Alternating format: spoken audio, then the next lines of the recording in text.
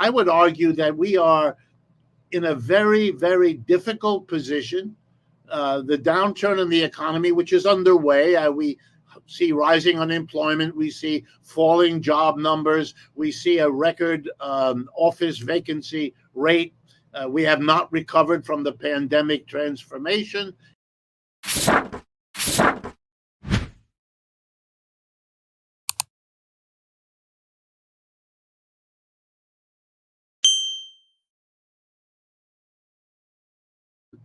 There was already growing interest in light of what happened in Britain and in light of what happened in France. That interest is now becoming more intense.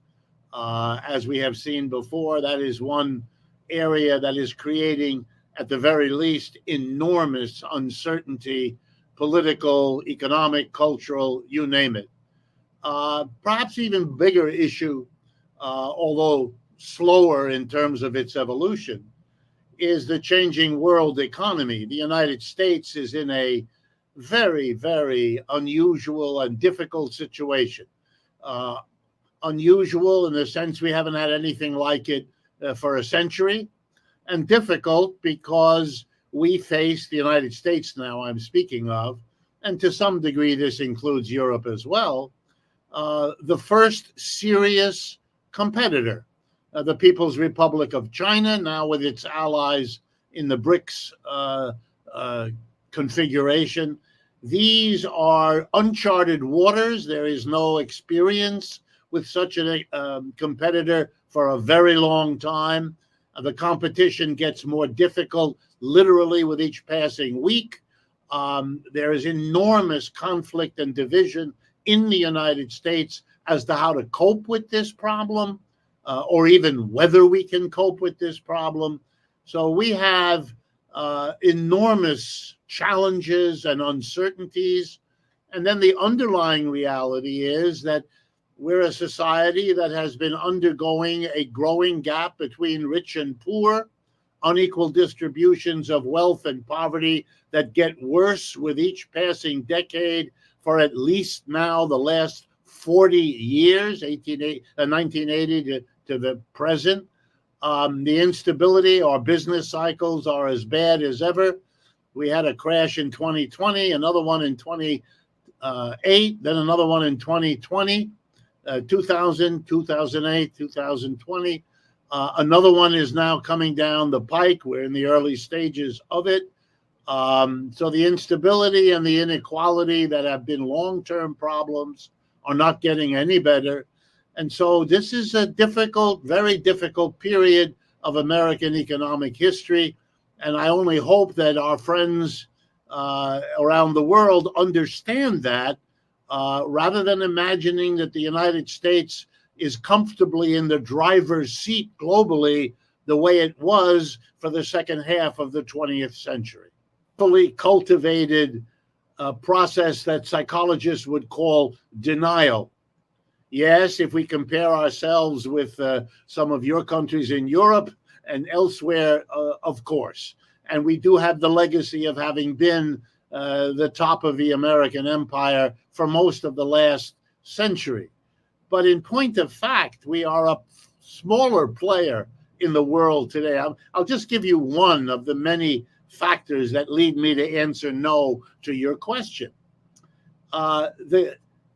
The G7, the United States and its major allies, now account for about 29% of global GDP. China and its allies now account for about 33, 34% of global GDP. The numbers are rough, and all these measurements are, but they are revolutionary. The United States and its allies are no longer the player in the world, the dominant, who is so dominant that everybody else is a marginal footnote. That's over. China and its allies are now major players. And I would argue that every country on earth, including the United States, is in a process of trying to figure out how to adjust to this sea change in global economic life.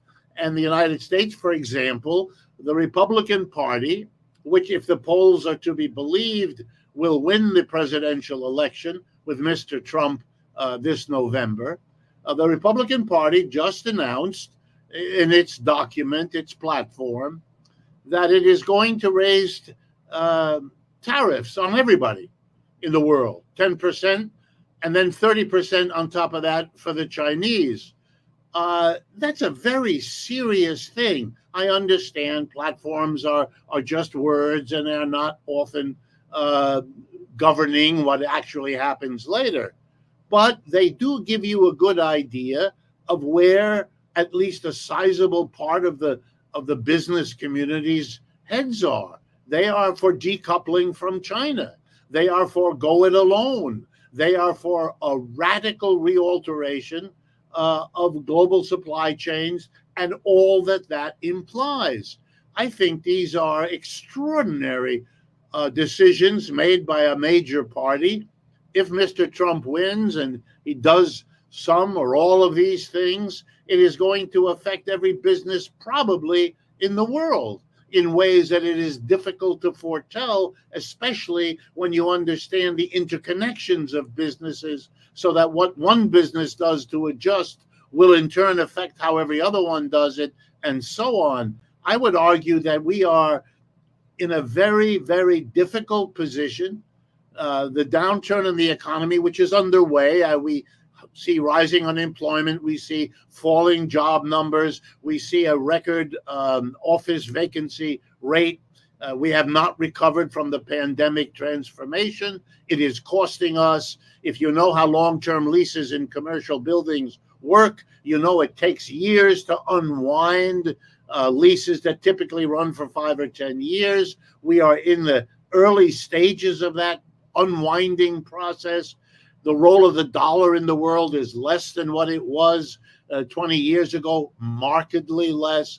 I could go on, but to gloss over all of that by saying, well, we're in a strong position, this is maybe good for your digestion, maybe helps you sleep at night, but as economic analysis, not so good.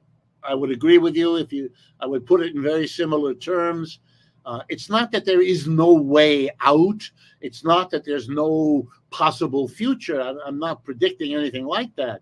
But I am saying that this system, the United States in particular, has accumulated over the last 75 years, basically since the end of World War II, has lived in a world largely of its own making, whether it's Bretton Woods or the IMF or the World Bank or any of the basic institutional infrastructure of the world economy. It has let other people in when it has been advantageous to do so, whether it's Russia, China, or anybody else. And it has had largely a free ride. And that's over. And that's a very difficult situation. We were not prepared for it. We are not facing it as a nation even now. Every time I make a presentation, which I have been doing all my adult life as a professor of economics here in the United States, I get lots of pushback, not so much by people who disagree, but by people who have not yet understood what's going on in the sense of the larger framework within which they are making their decisions. And as a result, they are making bad decisions. They're making mistakes, not because they aren't clever, they are. And not because they aren't cautious, they are. And not because there aren't business opportunities, there are. But if you are not taking into account a drastically changed and changing framework or context, well, then you're going to make terrible decisions. Let me give you simply one. Russia invades Ukraine, February 2022. Okay, what is the West going to do? Solution. It's going to supply Ukraine with limitless money, limitless weapons, and impose sanctions on Russia. The mother of all sanctions, which in many ways it was.